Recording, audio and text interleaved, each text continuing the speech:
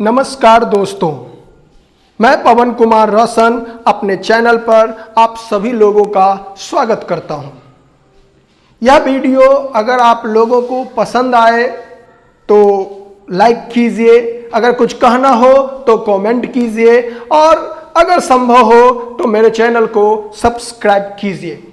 आज मैं एक महत्वपूर्ण विषय पर जो है चर्चा करने के लिए आप लोगों के समक्ष इस वीडियो के माध्यम से उपस्थित हुआ हूं।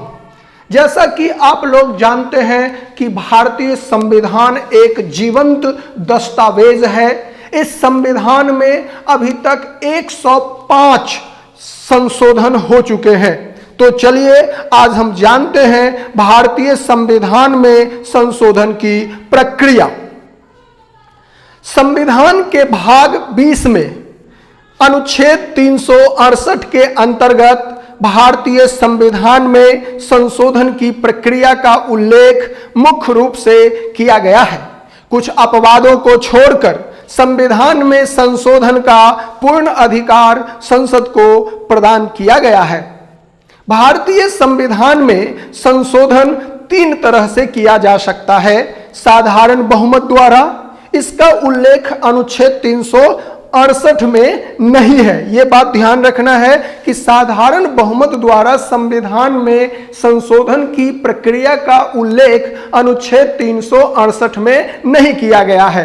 बाकी 2 जो है उसका उल्लेख अनुच्छेद 368 में किया गया है।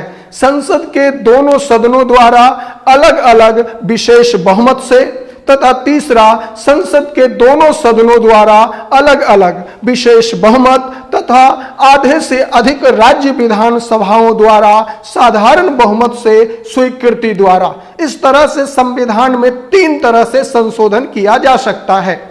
भारतीय संविधान में संशोधन की प्रक्रिया की अगर बात करें तो सर्वप्रथम संशोधन के लिए संसद के किसी भी सदन में एक प्रस्ताव लाया जाता है।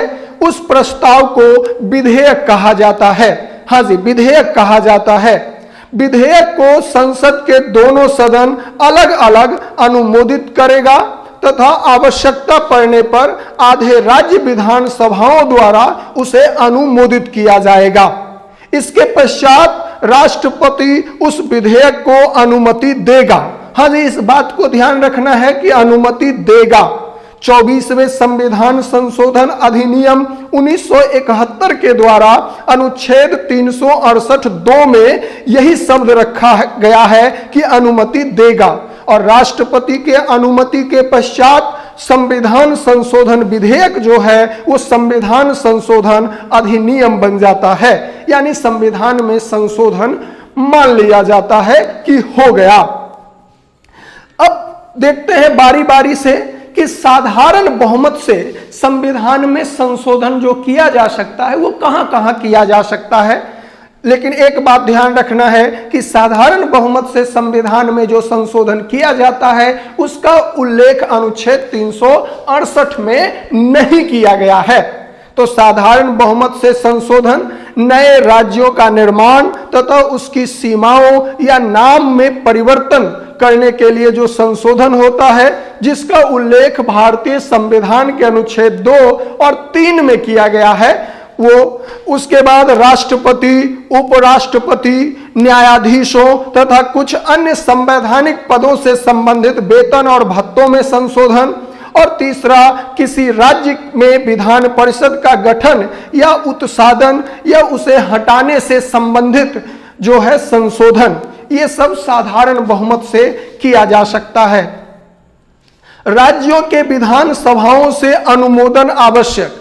भारतीय संविधान में अधिकांश संशोधन संसद विशेष बहुमत द्वारा करता है, लेकिन कुछ ऐसे अनुच्छेद हैं, कुछ ऐसे स्पेसिफिक प्रोविजन है जिसको बदलने के लिए जो है वो संसद के दोनों सदनों के विशेष बहुमत के साथ साथ राज्य विधानसभाओं से भी अनुमोदन आवश्यक है। खासकर आधे से अधिक जो है वो राज्य विधानसभाओं का, जिसमें अनुच्छेद 54, अनुच्छेद 55, अनुच्छेद 73, अनुच्छेद 162, अनुच्छेद 241 या अनुच्छेद 279 क में संशोधन करना हो, भाग 5 के अध्याय 4, भाग 6 के अध्याय 5 या भाग 11 के अध्याय 1 में संशोधन करना हो, तीसरा 7वीं अनुसूची में कोई बदलाव करना हो, संसद में राज्यों के प्रतिनिधित्व से संबंधित किसी प्रक्रिया में बदलाव करना हो, और साथ ही साथ इस अनुच्छेद यानी अनुच्छेद 368 के उपबंधों में अगर कोई बदलाव करना हो तो संसद के दोनों सदन विशेष बहुमत से अलग अलग इसे अनुमोदित करेंगे, और साथ ही कम से कम आधे राज्यों के विधानसभाओं का अनुमोदन होने के पश्चात ही, राष्ट्रपति की अनुमति के पश्चात जो है यह इसमें संशोधन मान्य होगा, है ना, इसमें संशोधन मान्य होगा। बाकी सभी संशोधन जो है वो संसद विशेष बहुमत द्वारा कर सकता है। एक बात जो सबसे महत्वपूर्ण है, ध्यान रखना है कि संशोधन के लिए, संविधान में संशोधन के लिए जो भी प्रस्ताव लाया जाएगा वो सर्वप्रथम संसद के ही किसी सदन में लाया जा सकता है। राज्य विधानसभा में ये कभी भी सर्वप्रथम लाया नहीं जा सकता। अब आगे बढ़ते हैं। अब एक जो सबसे महत्वपूर्ण सवाल है, क्या संसद संविधान में किसी भी हद तक संशोधन कर सकता है? तो इसका जवाब जानने के लिए हम लोग देखते हैं, जानते हैं संविधान संशोधन की शक्ति पर लागू सीमाएं। सर्वप्रथम शंकरी प्रसाद बनाम भारत संघ यानी शंकरी प्रसाद वर्सेस यूनियन ऑफ इंडिया के केस में 1951 में सर्वोच्च न्यायालय ने कहा था कि संसद संविधान में कोई भी संशोधन कर सकती है, यानी उसे संविधान में संशोधन करने का पूरा अधिकार है। इसी बात को सर्वोच्च न्यायालय ने 1965 में सज्जन सिंह बनाम राजस्थान राज्य के मामले में दोहराया। लेकिन 1967 में एक केस आया था, Golaknath versus state of Punjab. इस वाद में सर्वोच्च न्यायालय ने कहा कि संसद संविधान में ऐसा कोई संशोधन नहीं कर सकता जिससे मौलिक अधिकार पर कोई प्रभाव पड़े, यानी मौलिक अधिकार उससे कम हो या मौलिक अधिकार छीन लिया जाए, ऐसा कोई संशोधन संसद नहीं कर सकती। और जैसे ही गोलकनाथ के केस में यह जो है जजमेंट सर्वोच्च न्यायालय ने दिया तो संसद आग बबूला हो गया, और संसद ने इस गोलकनाथ के निर्णय को शून्य करने के लिए 24वां संविधान संशोधन अधिनियम 1971 पारित किया। फिर 1973 के केशवानंद भारती बनाम केरल राज्य का मामला सामने आया, जिसमें सर्वोच्च न्यायालय ने कहा कि संसद संविधान में कोई भी संशोधन कर सकती है, यानी 24वें संविधान संशोधन को सही माना गया। लेकिन इसमें एक बात जो सर्वोच्च न्यायालय ने जोड़ा वो काफी महत्वपूर्ण है, वह यह है कि संसद आधारभूत ढांचे यानी संविधान के आधारभूत ढांचे या बेसिक स्ट्रक्चर में कोई बदलाव नहीं कर सकती है। केशवानंद भारती मामले के निर्णय को शून्य करने के लिए संसद ने फिर से प्रयास किया और 42वां संविधान संशोधन में इस तरह के प्रावधान संविधान में जोड़े गए। लेकिन 1980 में मिनर्वा मिल्स बनाम भारत संघ मामले में सर्वोच्च न्यायालय ने उस प्रावधान को अवैध घोषित कर दिया जो कि आधारभूत ढांचे से या 1973 के केशवानंद भारती के जजमेंट को शून्य करने के लिए जोड़े गए थे। आगे चलकर बामन राव बनाम भारत संघ 1981 के बाद में सर्वोच्च न्यायालय ने जो है ये न्यायिक समीक्षा जुडिशरी रिव्यू की बात को सामने रखा, जिसमें उसने कहा कि संविधान में अगर कोई संशोधन होता है तो सर्वोच्च न्यायालय उसकी न्यायिक समीक्षा कर सकती है।